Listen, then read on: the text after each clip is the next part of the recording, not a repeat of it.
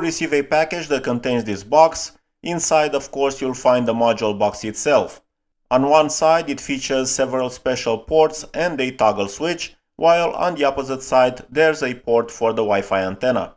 You'll also find the main wiring harness, which connects your car's original navigation system to the module box. Keep in mind the male quad lock connector, because this is where we'll install the optical fiber cable. This is the female quad lock connector. Here we have an AMI connector for auxiliary audio. There's also another set of cables, but from this set we will only be using the USB port cable and the one for the microphone. Then we have the LVDS cables, and of course the Wi-Fi antenna. The instruction manual in English is very well done and includes all the steps for installation. However, you probably won't need it because you have this video tutorial. Even though it may seem there are a lot of cables, I can guarantee everything is plug and play, and if I was able to install it, you can definitely do it too with no issues. And if you get stuck at any point, AUTOABC also provides great tech support. That's it for the unboxing. Let's move on to the installation. For this installation, you'll mainly need a plastic trim tool, a pick tool, and a T20 bit with a small ratchet wrench. The first step is to insert the pick tool into the right air vent and release a locking clip from the inside. Be patient, I will show you how this clip mechanism works in a few seconds. Then gently start removing the plastic panel on the far right. Do the same for the left side clip and remove the entire center panel along with the air vents.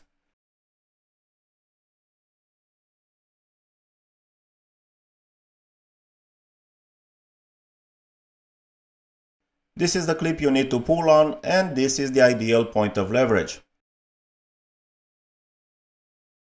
Next, unplug the hazard button connector. It has a small locking tab on top. Press it while pulling the connector out. Set the panel aside. Now remove the two T20 screws. Due to their position, you'll definitely need that small ratchet wrench.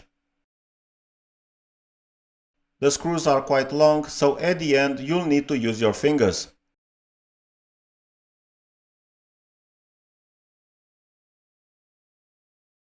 It took a bit of time, but I managed to get them both out. Then use the pick tool or a flathead screwdriver to tap out the metal clips that are usually stuck to the upper plastic. Just tap this silver area where the screw goes in. Do not hit the black plastic around it. Let me show you a quick segment I recorded later so you can see exactly how this works. The screw goes inside this metal clip and pulls it upward to secure the radio unit. It's the same on the right side. Now you can remove the head unit.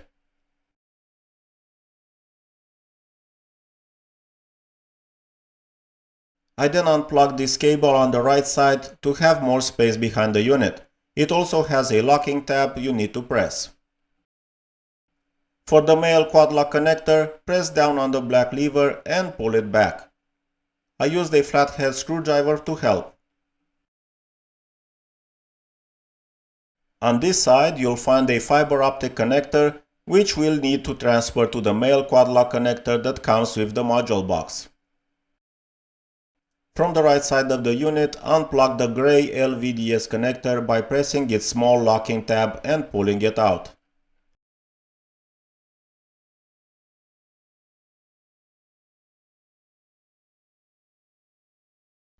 To unplug the fiber optic connector, use the pick tool to press this black tab and pull it out.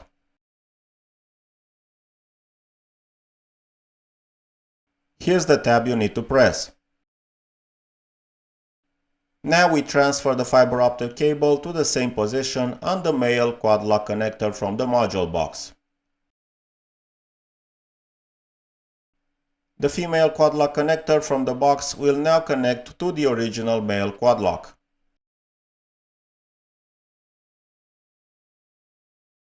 Obviously, the male quad lock connector from the module box, the one we moved the fiber optic cable to, will plug into the original head unit. Let's move on to the LVDS cables. Take the gray LVDS connector and plug it into the blue female LVDS connector. One end goes to the original head unit and the third one connects to the module box. Now I'll take the module and connect the USB port cable. Then screw in the Wi-Fi antenna, it's very easy to attach. We now have only two ports left, one for the third LVDS connector and one white power connector for the module. These will need to be routed under the dashboard to the footwell area. For that, you'll need to pull back this carpet lining and cut a small section of foam. As I mentioned, I'll feed the two connectors through the back of the unit, and under the dashboard there's a small opening that allows you to do this.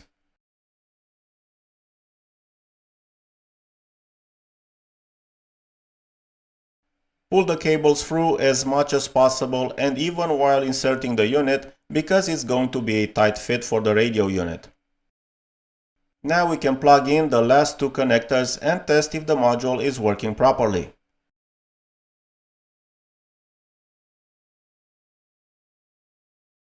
Don't forget to plug the jack labeled mic out into mic in.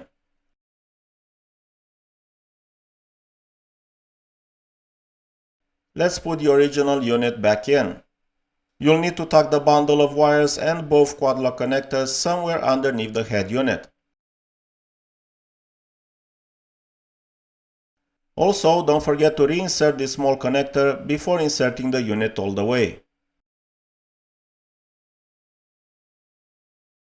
I won't screw it back in yet.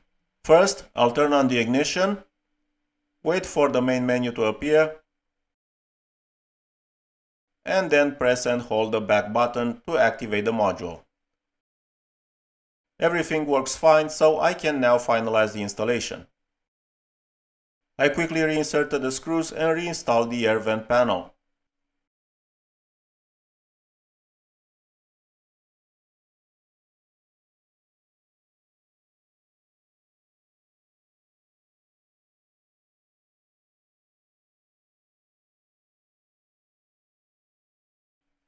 As for the foam, a cutter didn't work well, but I was able to strip it away easily using just my fingers.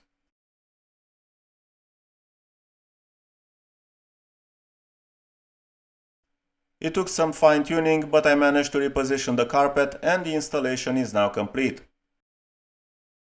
All that's left is to pair your phone with the module via Bluetooth. Grant a few permissions and enjoy CarPlay or Android Auto apps.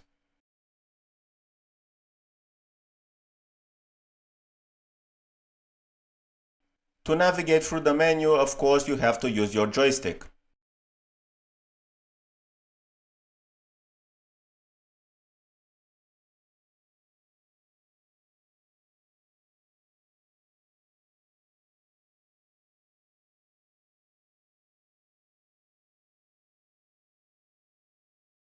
For audio, make sure to enable the use of the car's Bluetooth in the module settings. Now I'll leave you with some clips showing the module in action. You'll see that the audio and video quality are excellent and the response time is very good, even over a wireless connection. Time is barely on our side. I don't wanna waste what's left. The storms we chase are leading us, and love is all we'll ever trust. Yeah. No, I don't wanna waste what's left. And on we'll go, through the wastelands, through the highways, till my shadow turns to sun rays. And on we'll go.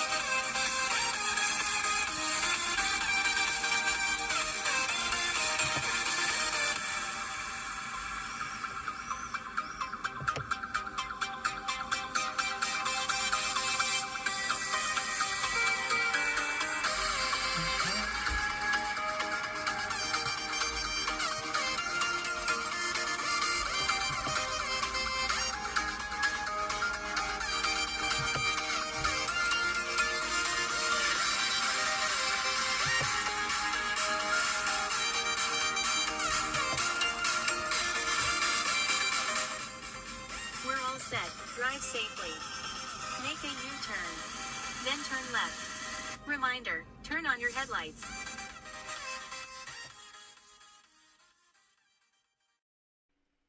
To wrap things up, installing the module box was quite simple. You keep the OEM look while gaining access to Android Auto and CarPlay, both wired and wireless. Mirroring is also a cool feature I like to use. The wireless connection is fast and stable, plus the video quality is excellent, crisp, clear and responsive. All in all, it's a smart upgrade that brings your car's infotainment system into the modern era. If you decide on buying this module box, don't forget to use the 20% discount code I provided.